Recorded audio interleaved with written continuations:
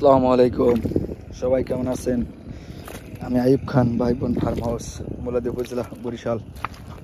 দেখেন, কাদাযুক্ত মাটিতে Indonesian smart নেপিয়া ঘাস চাষ করতেছি। আপনারা কেমনে করবেন দেখেন। যেহেতু আমার চারা আছে তাই আমি 2টা করে চারা দিতেছি, এই এবং এই পাশে 3 ফিট। দেখেন, আপনারা যারা গরুর খাওয়ানোর জন্য করবেন তারা পাশে 3 ফিট দিলে সামনে দিবেন সর্বোচ্চ 2 ফিট সর্বোচ্চ, তাহলে চারা বেশি পাবেন, উৎপাদন বেশি পাবেন। আমাদের তো কাটিংয়ের মান ধরে রাখার জন্য গ্যাপ বেশি দিতে হয়। দেখেন, এই যে ইন্দোনেশিয়ান স্মার্ট নেপিয়া চাষ করতেছি। লাস্ট ভিডিওতে দেখবেন কিভাবে আমি চারা জার্মিনেশন করে নিছি। চারা জার্মিনেশন করে নিলে দ্রুত বেড়ে আসে, মানে আপনার দ্রুত মাটিতে ধরে। দেখেন, এই চারাটা খুব দ্রুত ফলন আসবে। এভাবে চাষ করতেছি পুরো প্রসেসে। বর্তমানে এই ধরনের কাটিংগুলো আমার কাছে আছে, আপনারা চাইলে সংগ্রহ করতে পারবেন ইনশাল্লাহ।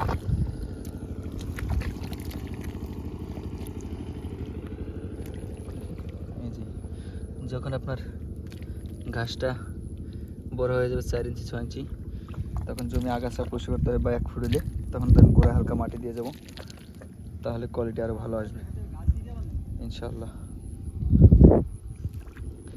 আমি এভাবেই আমার সব জমিতে সিরিয়াল করে চাষ করতেছি,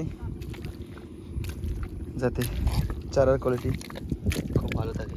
দেখেন, 2টা করে চারা দিতে হয় একসাথে, তাহলে ঝোপ অনেক বড় হয় এক সময়।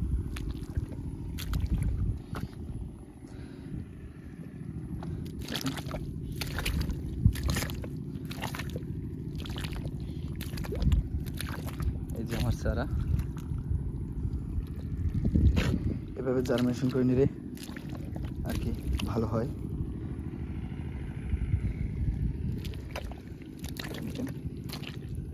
দেখাই যেতেছি, সিরিয়াল করে চাষ করছি সুন্দর করে। আপনারাও আপনাদের জমিতে এভাবে চাষ করবেন। আমি আর কি জমিতে প্রচুর আগাছা ছিল, প্রথম 2টা চাষ দিছি, চাষ দিয়ে রেখে দিছি 1 সপ্তাহ। এরপরে আপনার প্রতি শতাংশ দিয়ে 0.5 কেজি পটাশ ব্যবহার করছি, 250 গ্রাম ইউরিয়া সার, 250 গ্রাম মাইট্টা সার। এরপরে আবার একটা চাষ দেওয়া হয়েছে। চাষ দেওয়ার পরে এই যে এখন সিরিয়াল করে সুন্দর করে ঘাস লাগাইতেছি। এতে আমার ঘাসও খুব দ্রুত হবে, মাটির উর্বরতা ঠিক থাকবে এবং জঙ্গল হইতে একটু লেট হবে, এর মাঝে আমার ঘাস উঠে যাবে। দেখেন, এভাবে সিরিয়াল করে আপনারা চাষ করবেন, তাহলে আপনাদের জমিতে পর্যাপ্ত পরিমাণ ভালো ঘাস পাবেন। দেখেন, 2টা করে চারা দিছি, গ্যাপ দিচ্ছি বেশি। আপনারা যারা খামার জন্য চাষ করবেন আপনারা সর্বোচ্চ পাশে 2 ফিট গ্যাপ দেবেন, আর লম্বায় 1.5 ফিট, আর নসেদ পাশে 3 ফিট দিলে লম্বায় সর্বোচ্চ 1 ফিট 2টা করে চারা দেবেন, তাহলে ফলন বেশি পাবেন। আমরা তো ঘাসের কোয়ালিটি ধরে রাখার জন্য গ্যাপ বেশি দিছি, মানে চারার গুণগত মান ধরে রাখার জন্য। আপনারা তো গরুর খাওয়াই নেবেন, এই জন্য আর কি একটু ঘন দেবেন।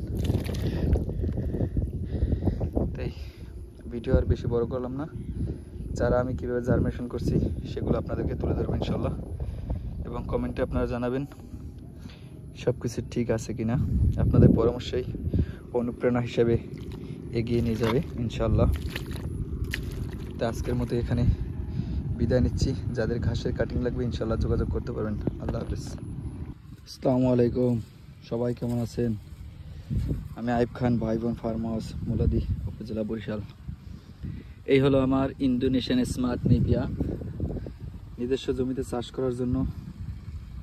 এই যে দেখেন, এখানে জাগ দিয়েছিলাম, মানে নিচে আপনার ঘাসগুলো রাখার পরে উপরে জঙ্গল দিয়ে ঢেকে রাখছি, ডেলি 2বার করে পানি দিছি।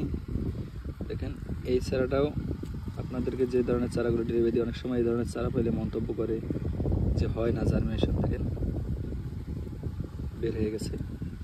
এগুলো 100% সব ধরনের চারাই, সব চারাই গিট। একটা চারায় স্মার্ট নেপিয়া ঘাস দেখেন 1 2 4টা গিট আছে এটার মধ্যে। দেখেন 3টা চোখ বেরিয়ে গেছে, 1 2 3 4টা বেরিয়েছে। তো আপনারা যারা চারা সংগ্রহ করেন যেখান থেকে করেন, ঘাসটা নেওয়ার পরে বস্তায় রাখা অবস্থায় পর্যাপ্ত পরিমাণ পানি দেবেন, সব ঘাস যেন ভেজার পরে এভাবে, যেমন কুরিয়ার অফিসে বেশিরভাগ সময় নেওয়া হয় 10টা বাজে, সকালে নেওয়া হয় বা দুপুরে সন্ধ্যায়, নেওয়ার পরে পানি দিবেন। বাসায় ম্যাক্সিমাম 2 দিন রাখবেন, রেখে পানি দিবেন। পানি দেওয়ার পর যখন পুষ্টিগুলো বের হবে তখন জমিতে চাষ করবেন, তাহলে আপনার জার্মিনেশন ভালো আসবে এবং গুণগত মান ঠিক থাকবে। দেখেন এইগুলো আমার, এই যে চারাটা 1 2 3 4টা গিট, দেখেন 3টা চোখ বেরোয়েছে, এই সাইডে 2টা, এই মাথায় একটা 3টা বেরোয়েছে, এই সাইড এখনো বাইর হয় নাই, হবে। তা আমি এখানে মোটামুটি সব ঝাড়া এবং স্মার্ট নিপিয়ে মিললাম 70,000-এর মতো চারা রেডি করছি, চাষ করতেছি। চলেন আপনাদেরকে ইন্দোনেশিয়ান স্মার্ট নেপিয়া কীভাবে কাদাযুক্ত মাটিতে চাষ করে সেগুলো আপনাদের সাথে তুলে ধরবো ইনশাল্লাহ। আশা করবো পুরো ভিডিও জুড়ে থাকবেন সেই কামনা করি, এবং পুরো ভিডিওর আপনারা কমেন্টে জানাবেন ভালো মন্দ ঠিক আছে কিনা। আশা করি আপনাদের কাছ থেকে উত্তর পাবো।